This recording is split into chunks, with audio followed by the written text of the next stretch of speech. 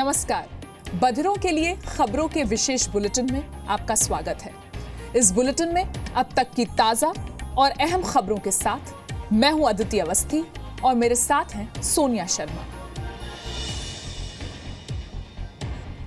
श्रीनगर के DPS school में छिपे 2 आतंकियों को ढेर कर दिया गया है। दोनों लश्कर के आतंकी हैं।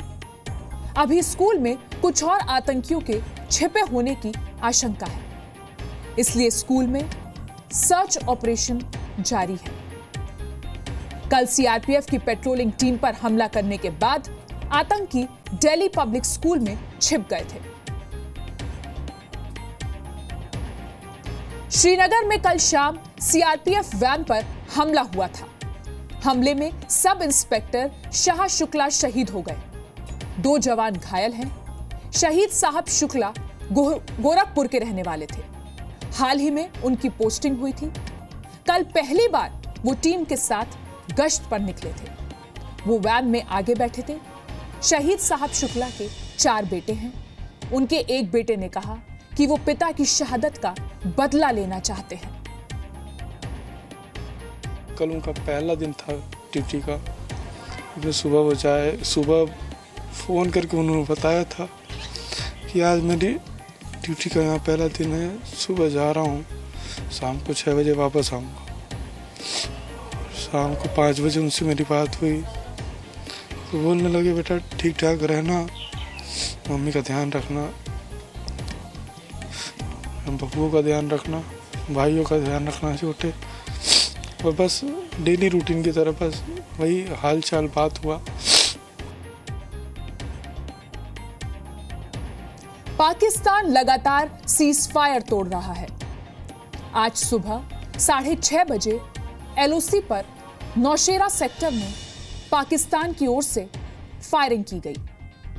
82 और 120 मिलीमीटर के मोर्टार दागे गए। 24 घंटे में पाकिस्तान ने दूसरी बार सीज फायर तोड़ा। कल पुंछ में फायरिंग की थी। सुरक्षा बलों ने पाकिस्तान को मुंहतोड़ जवाब दिया। अलगाववादियों की हवाला फंडिंग के मामले में जांच के लिए अमेरिका की मदद ली जाएगी। सूत्रों से खबर है कि एनआईए हाफिज सईद और आसिया अंद्राबी के बयानों की जांच के लिए एफबीआई की मदद लेगी। यूट्यूब और इंटरनेट पर हाफिज सईद के बयानों को कब और कहां से अपलोड किया जाता है, इसका भी पता लगाया जाएगा। प्रधानमंत्री नरेंद्र मोदी ने आज रेडियो पर मन की बात की। इमरजेंसी से लेकर योग दिवस तक कई बातों का जिक्र किया। कहा कि 25 जून 1975 की रात लोकतंत्र के लिए काली रात थी, जिसे कोई भी लोकतंत्र प्रेमी भुला नहीं सकता। उस समय पूरा देश जेल में बदल गया था और अखबारों को बेकार कर दिया गया था। कांग्रेस ने पीएम मोदी को जवाब दिया। कहा, इंदिरा गांधी ने इमरजेंसी के बाद देश से माफी मांगी थी, लेकिन अब अनडिक्लेयर्ड इमरजेंसी है, उस पर मोदी क्या कहेंगे। 1975 25 जून वो ऐसी काली रात थी जो कोई भी लोकतंत्र प्रेमी भुला नहीं सकता है, कोई भारतवासी भुला नहीं सकता है। एक प्रकार से देश को जेल खाने में बदल दिया गया था। विरोधी स्वर को दबोच दिया गया था। जयप्रकाश नारायण सहित देश के गणमान्य नेताओं को जेलों में बंद कर दिया था। न्याय व्यवस्था भी आपातकाल के उन भयावह रूप की छाया से बच नहीं पाई थी। The Prime Minister talks about remembering the emergency. Yes, we remember the emergency, we haven't forgotten. But we also ask him to remember that we are facing an undeclared emergency.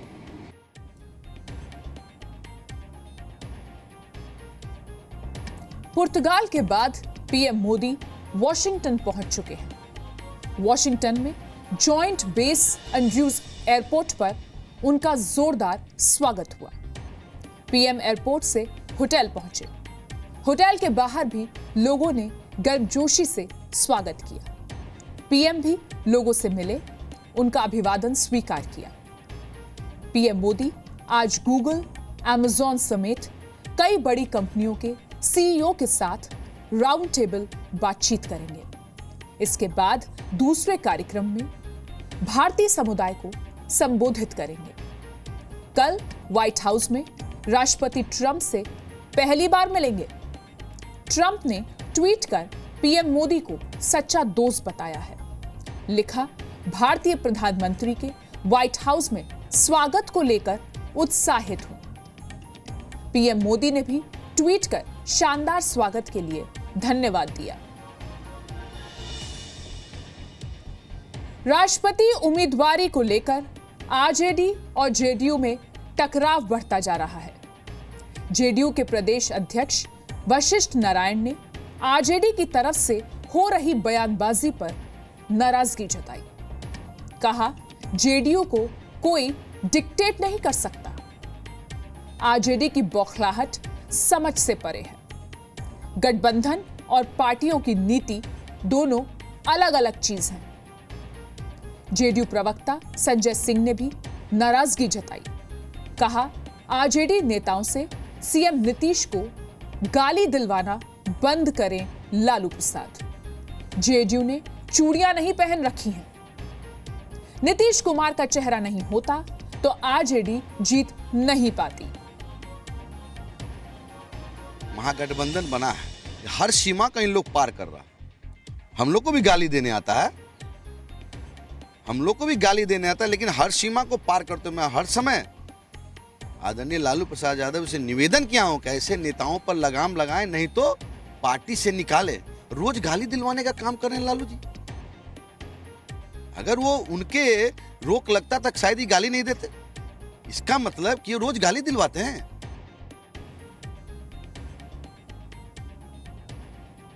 Mumbai में आज दोपहर 1 बजे समंदर में हाई टाइड आई।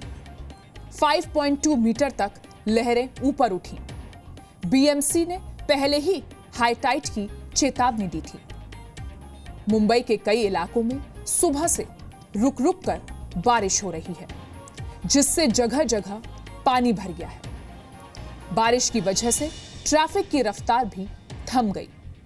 हवाई यातायात पर भी असर पड़ा।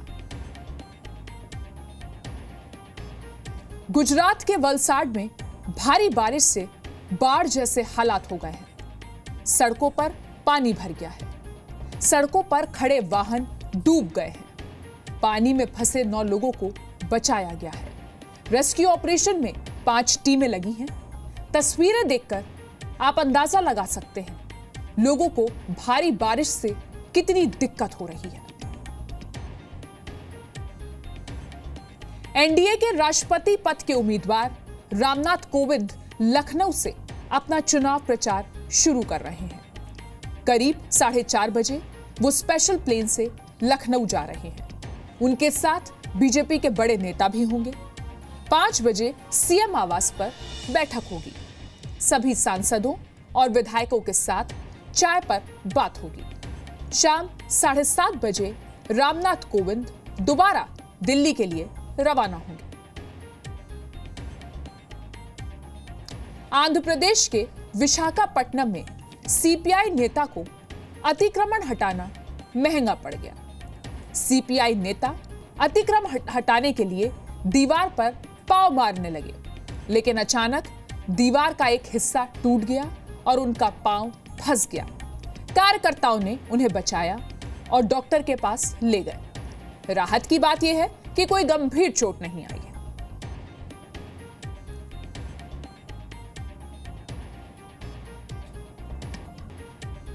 बधिरों के लिए स्पेशल बुलेटिन में आज के लिए बस इतना ही। नमस्कार।